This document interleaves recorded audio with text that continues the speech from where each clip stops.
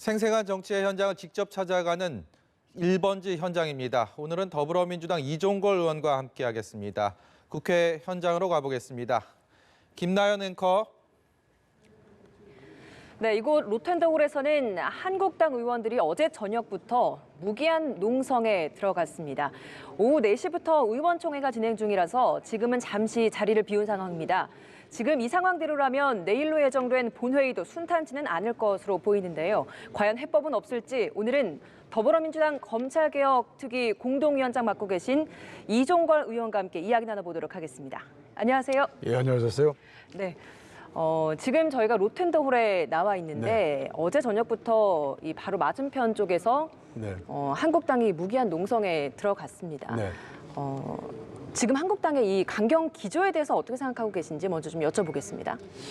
어찌 보면 강경투쟁은 대안이 안 보이고 앞으로 어떤 앞길이 보이지 않을 때 하는 가장 안이한 태도 투쟁 방법 아닌가 이렇게 생각합니다. 예. 그래서 어찌 보면은 당의 일부 어떤 대책을 가지고 유화책도 또 협상론을 좀 제기하는 그 의원들을 일거에 이제 배제해버리고 하나의 방법으로 끌고 나가려고 하는 그런 태도 아니겠나 싶습니다.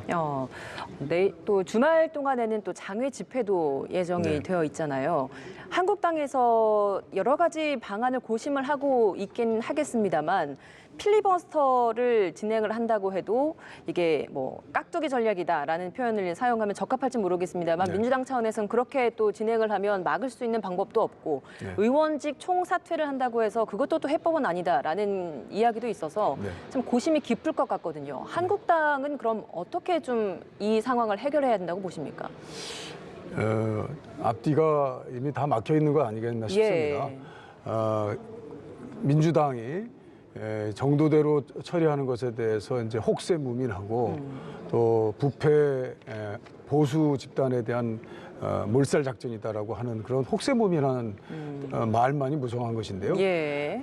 제가 볼 때는 민주당은 어쩔 수 없이 정도로 가고 이것이 이제 곧 다가올 20대 총선에서 국민에게 유권자 심판을 받는다는 마음으로 예. 할 수밖에 없다고 생각합니다. 어찌 보면 보수 세력이 가지고 있는 힘은 절차에 대한 공정성, 절차를 지키는 어떤 민주주의에 대한 그 회고적인 도덕성, 예. 뭐 이런 것들이 아니겠습니까? 공안검사를 그 주요 경력으로 가지고 있는 황교안 대표가 이렇게 장외투쟁이라든지 기타 절차에 대한 방법들을 완전히 무시하는 민주주의 절차에 대한 아주 몰락 작전이라고 그럴까요? 뭐 이런 것들을 하는 것은 결코 보수가 가지고 있는 장점을 살리는 방법이 아니라고 저는 생각합니다. 예. 어떻게든지 저는 그래도 필리버스터를 한다면 그것은 좋다고 생각합니다. 그래서 필리버스터는 제가 볼 때는 선거법이라든지 공수처법이라든지 그동안의 시스템을 바꾸고 또 그 여러 권력 집단에 대한 그동안의 수사가 이루어지지 않았던 것들을 수사를 할 수 있게끔 하는 어떤 공정한 제도라고 저희들은 주장하면서 하고 있는데 자유한국당은 그렇지 않은 것 같아요, 생각이. 어떻든 간에 국민들에게 어떤 수기성이 필요한 정말 수기민주주의 토론을 거쳐서 국민들에게 홍보하고 알리고 자기 뜻을 설파할 수 있는 기회를 저는 필리버스터를 통해서 할 수 있다고 생각합니다. 그래서 저는 필리버스터 한다면 그거는 정당한 거라고 생각합니다. 저도 같이 참여하고 싶습니다. 다만 지금 일정상 필리버스터를 무제한 줄 수는 없어요. 그러니까 회기가 끝나면은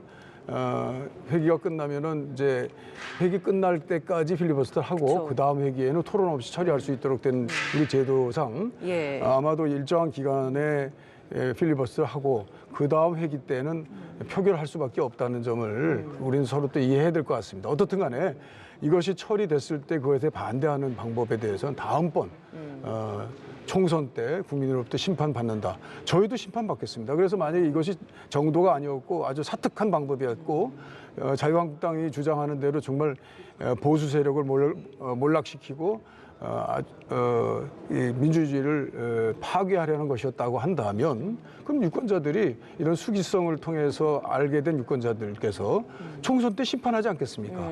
그 방법으로 이번 사태를 어느 정도 해결해 나가야 되지 않겠나 이런 생각입니다. 이종걸 의원께서도 원내대표를 해보신 경험이 있기 때문에 지금 그 어느 때보다 원내대표들 간의 협상, 만남이 굉장히 중요한 때이지 않겠습니까? 네. 좀 어떻게 좀 풀어나가야 된다고 보세요? 저도 야당 시절에 원내대표를 해서 그러니까요. 그 자유한국당이 그때 새누리당이라는 이름으로 저에게 아주 공격할 때 저항도 하고 또 필리버스터도 하고 그랬던 적이 있습니다. 저항하는 방법이 그 법에 맞고 민주주의 절차에 맞는다면 국민들은 감동할 것입니다. 저는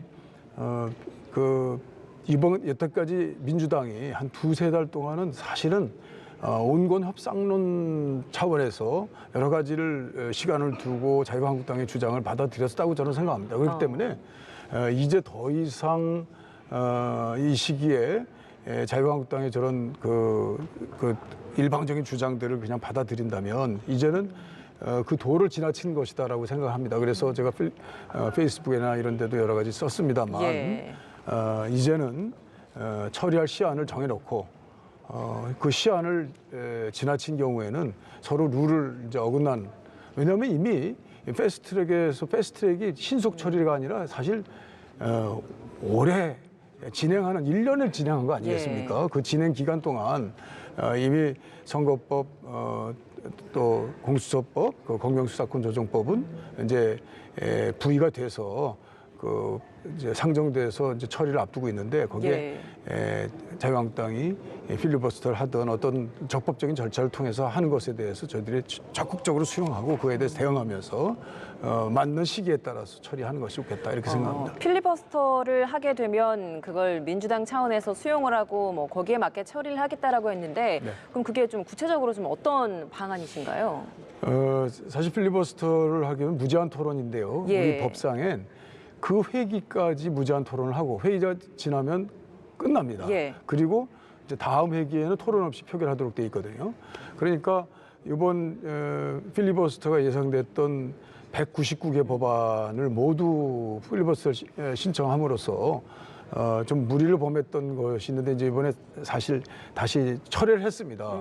그래서 앞으로 지금 진행될 선거법과 공수처법과 또 이제 검찰청법 등 무기한 검경수사권 조정법에 관한 필리버스터가 예상되고 있습니다. 그런데 저희는 그걸 거부하지 말고 필리버스터에 같이 동참해서 무제한 토론이 진행될 수 있도록 같이 서로 그 뜻이 우리의 주장과 자유한국당 의원님들의 주장들이 서로 충돌되더라도 그것들이 국민들이 열린 마음으로 그것이 평가될 수 있도록 하는 장을 국회에서 마련하자. 다만 그것이 이제 지금 일정한 절차 때문에 무제한 사실 뭐 정기국회처럼 9월부터 12월까지의 그 기간을 줄 수는 없는 것이고요. 지금으로서는 예고기간 임시국회 예고기간 3일과 이제 임시국회 하루 정도를 예정하고 있으니까 하루라도 아주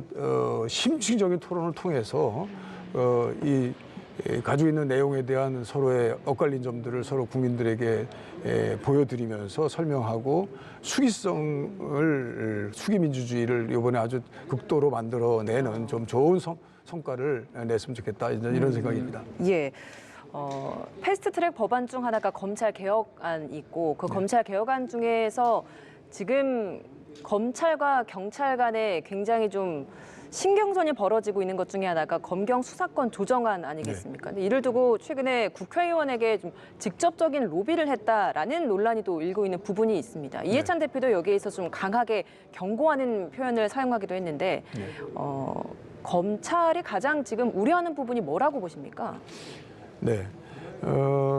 지금 지금 검찰이 무소불위의 전 세계 유례 없는 권한을 가지고 있다고 봅니다.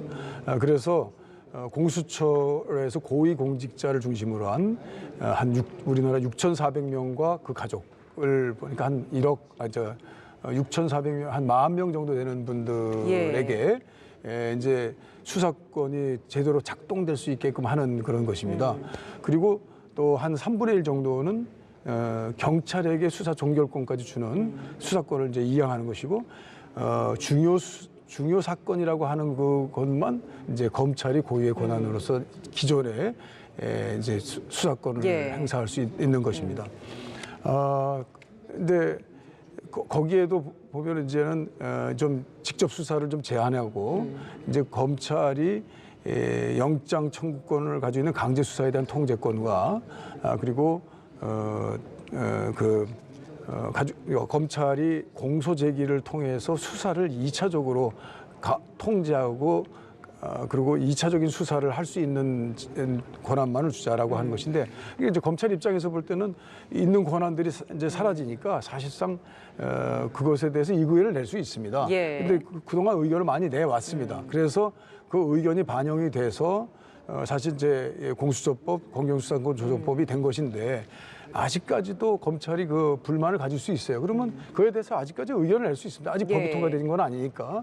그러나 그 검찰이 어떤 정해진 룰에 따라서 그 의견을 제도화하고 표출하는 것이 옳지, 의원실을 따라다니면서 의원실에 대해 개인적으로 어떤 설명을 명분으로 해서 로비를 한다든지 이런 것들은 썩 적절해 보이지 않습니다. 더더군다나 지금 검찰이 일부 국회의원들은 지금 국회 선진화법에 의해서 지금 기소를 앞두고 있는데, 그야말로 그것은 대전발 0시 50분이에요. 요새 청와대에 청자만 붙으면 그냥 그야말로 KTX처럼 그냥 달려가가지고 수사를 시작하고 압수수색하고 청와대 앞에서 거의 시위 이상의 그 압수수색 영장을 제시하고 그러는데, 근데 어찌된 일인지 지금 의원들, 주로 이제 야당 의원들입니다. 야당 의원들의 그 선진화법 위반으로 사실 굉장히 중형이 될 수도 있다라고 하는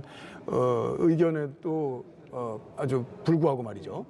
지금 거기에 대한 수사가 좀 너무 지지분이라는 점을 좀 말씀해 주시는 것 같습니다. 알겠습니다. 그래서 기소도 하지 않고 사실 경찰이 그 일부 수사를 해서 이제 검찰이 가져갔는데 대부분 정도 수사는 완결됐다. 그리고 한 만 건 이상의 비디오 촬영된 내용들이 수사돼서 증거도 어느 정도 성숙될 만큼 수집됐다라고 하는 그런 의견에도 불구하고 검찰은 무슨 시기를 조절하는 등 어떻든 간에 지금 그런 뭔가 편파성이 보이는 듯한 검찰의 행위들이 있습니다. 그런 상태에서 개인적으로 의원실을 찾아다니면서 로비한다는 것은 어떻게 보면 의원들을 압박하고 또 의원들을 겁주려고 하는 것도 아니냐라고 하는 오해도 받을 수 있기 때문에 그런 방법들은 공식적인 문서라든지 이런 방식으로 하는 것이 좋겠다. 알겠습니다. 마지막으로 이 질문 좀 드려보도록 하겠습니다. 어제 민주당 내 중진 의원들이 내년 총선 불출마를 선언했습니다. 그중에서는 5선의 원혜영 의원도 포함이 됐습니다. 의원님께서도 5선이시다 보니 이런 결정에 대해서 좀 어떻게 받아들이고 계신지도 궁금하고요. 주변의 다른 중진 의원들은 어떻게 평가하고 계십니까? 네.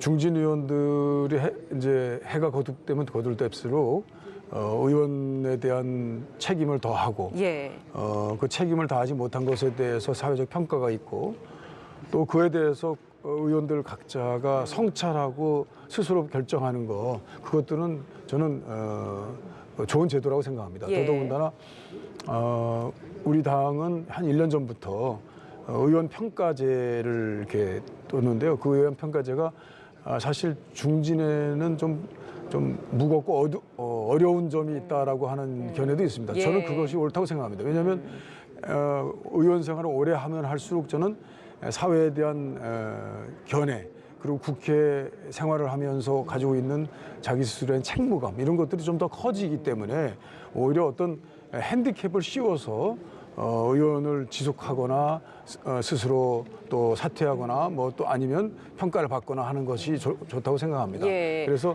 그런 식의 우리 민주당의 평가 방법이 있기 때문에 그 평가 방법을 잘 뚫고 나가면서 스스로 의원 생활에 대한 그 책무감을 더 높여가는 것.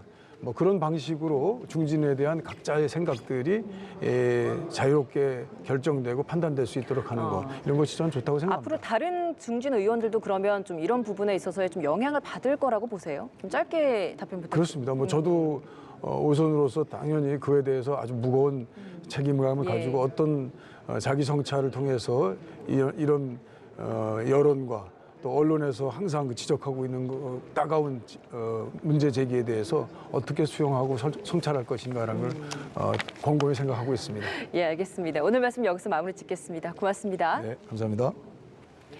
네, 지금까지 더불어민주당 이종걸 의원과 함께했습니다. 1번지 현장이었습니다.